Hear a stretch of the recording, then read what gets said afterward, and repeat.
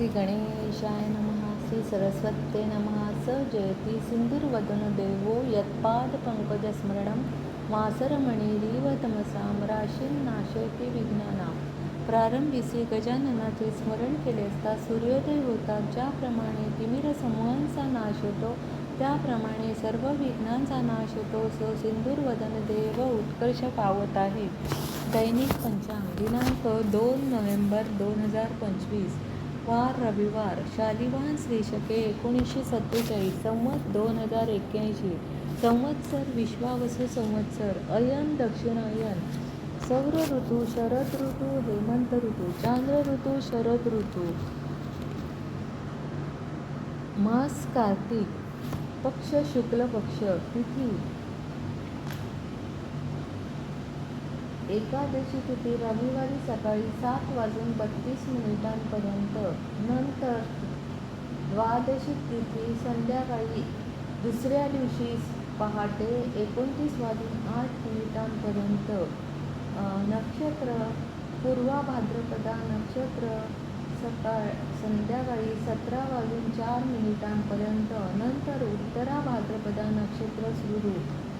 योग व्याभाक योग रात्री 23:10 दिवाकरण विष्टी सकाळी 7:32 रात्रोकरण बव 18:25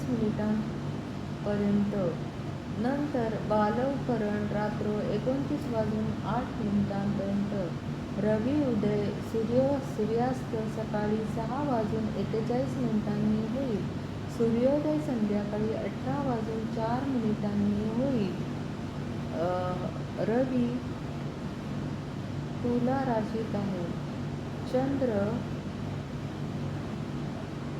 दुपारी 11:27 कुंभ राशीत आहे आणि नंतर चंद्राचा मीन राशीत प्रवेश होईल.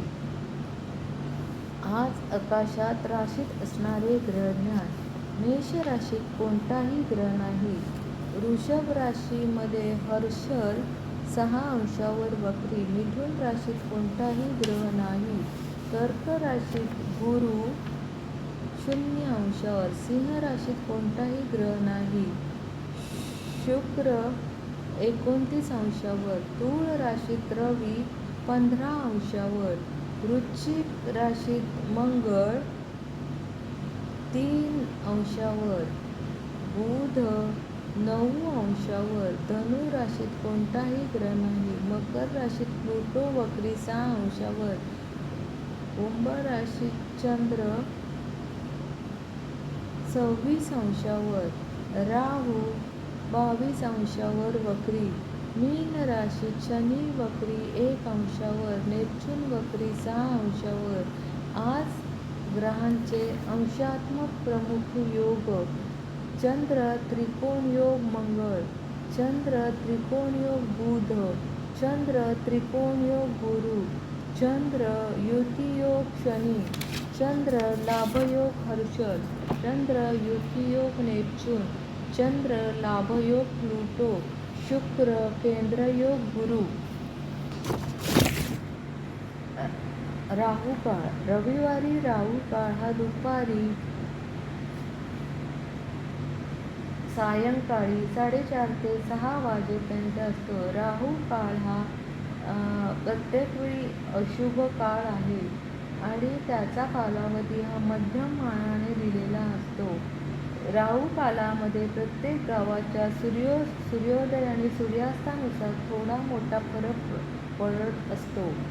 या कालावधीत प्रवास, नवीन प्रयाण, नवीन व्यवहार, सरकारी कामे, महत्त्वाच्या गाठीभेटी इत्यादी कामांसाठी हा काळ वर्ज्य करावा. विवाहादी मंगल कार्यांची बोलणी किंवा त्यासंबंधी खरेदी, इतर कोणतेही व्यवहार करताना राहूचा शुभ काळ हा ह्याचे नेहमी टाळावा. अग्निवास.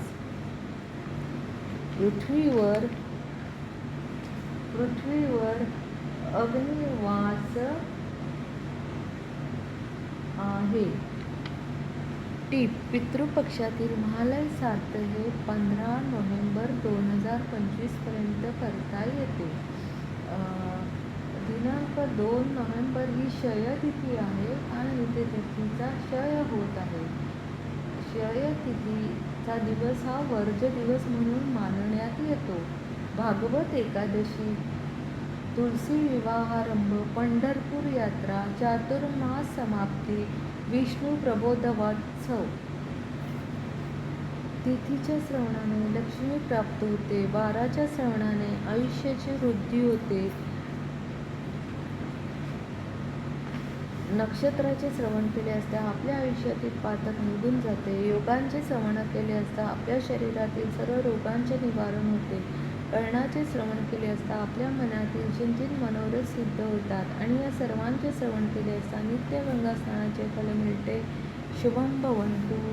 आत्ता मी तुम्हाला 2 नोव्हेंबर या दिनाचं महत्त्व सांगत आहे. सुविचार: जोवर तुमची स्वतःवर श्रद्धा नाही तोवर तुम्ही ईश्वरावर श्रद्धा ठेवू शकणार नाही. दिनविशेष: नाटककार अण्णासाहेब किर्लोस्कर यांचा स्मृतिदिन. प्रसिद्ध मराठी साहित्यिक शरदचंद्र मुक्तिबोध यांचा स्मृतिदिन 1984. कुष्ठरोगाचे जंतू शोधणाऱ्या हेन्री हसे यांचा स्मृतिदिन 1912. प्रसिद्ध पखवाजवादक दत्तोपंत मंगळवेढेकर यांचा स्मृतिदिन 1987. प्रसिद्ध तबलावादक वसंतराव आचरेकर यांचा जन्मदिन. व्यक्तिविशेष: प्रसिद्ध मराठी कवी, कादंबरीकार आणि लघुनिबंधकार शरदचंद्र मुक्तिबोध यांचा आज स्मृतिदिन. दिनांक 21 जानेवारी 1921 रोजी इंदूर येथे त्यांचा जन्म झाला. मर्ढेकरी कवितांच्या काळात आशावादी कविता लिहिणारा हा कवी. निराशावादाचे खंडन त्यांनी सैद्धांतिक पातळीवरून केले. त्यांच्या कवितांचा आशय सामाजिक होता. त्यामागची प्रेरणा म्हणजे त्यांची मार्क्सवादावरची श्रद्धा. आपल्या कादंबऱ्यांतील व्यक्तीच्या सुखदुःखाचे चित्रण करताना त्यांनी भोवतालच्या परिस्थितीलाही चित्रित केले. आपल्या सामाजिक दृष्टीचा प्रत्यय दिला. नवीन मळवाट, यांत्रिक हे त्यांचे पुरस्कारप्राप्त काव्यसंग्रह. शिप्रा, सरहद्द आणि जन हे ओळखू या त्यांच्या कादंबऱ्या. काही निबंध. जीवन आणि साहित्यिक सृष्टी, साहित्य आणि साहित्यमूल्य हे त्यांचे निबंध संग्रह.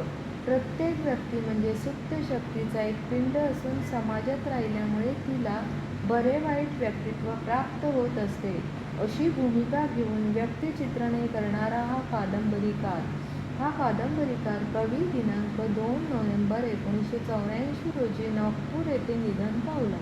आज त्यांचा स्मृतिदिन. बोधकथा: जनक राजाच्या ज्ञानी अलिप्तपणाची ही कथा. राजा जनक कीर्तन ऐकण्यात दंग होता. कीर्तन अगदी रंगात आले होते.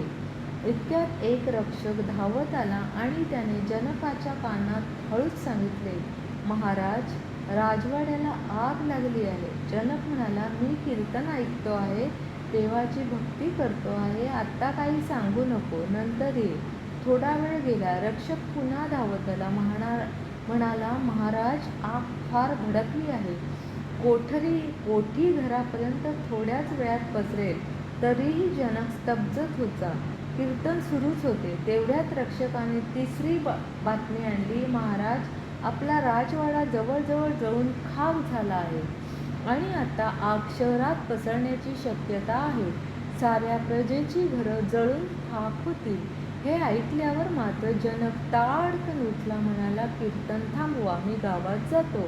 सगळ्या प्रजेच्या रक्षणाची काळजी मला घ्यावी लागेल. ती माझी जबाबदारी आहे. म्हणजे राजाला स्वतःच्या राजवाड्याचे दुःख नव्हते. प्रजेचा जीव, मालमत्ता त्याला वाचवायची होती.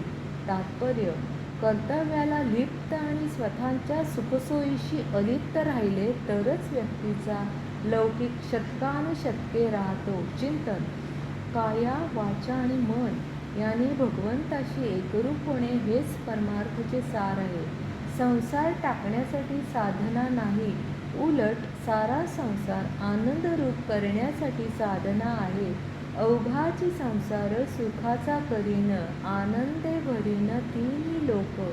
हाच खरा परमार्थ. म्हणूनच सारा प्रपंच परमार्थ रूप करायला हवा. स्वामी विवेकानंद. शुभम भवन्तु.